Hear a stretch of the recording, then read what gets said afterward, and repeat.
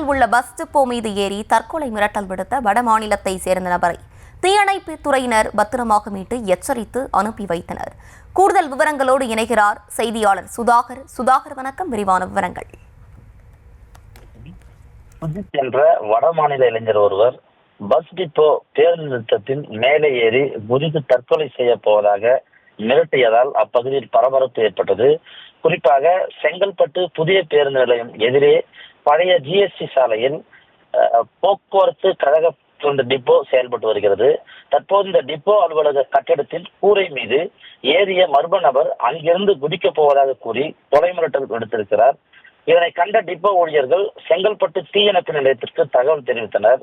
விரைந்து வந்த தீயணைப்பு வீரர்கள் கட்டிடத்தின் கூரை மீது ஏறி வந்த நபரை பத்திரமாக மீட்டனர்.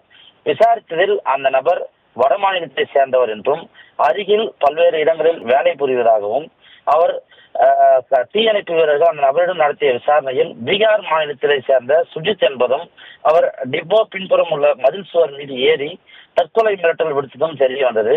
தீயணைப்பு வீரர்கள் சுஜித்தை எச்சரித்து அறிவுரை கூறி அவரை அனுப்பி வைத்திருக்கின்றனர். இச்சம்பவத்தால் அப்பகுதியில் பரபரப்பு ஏற்பட்டு வருகிறது. விவரங்களை வழங்கியமைக்கு நன்றி சுதாகர்.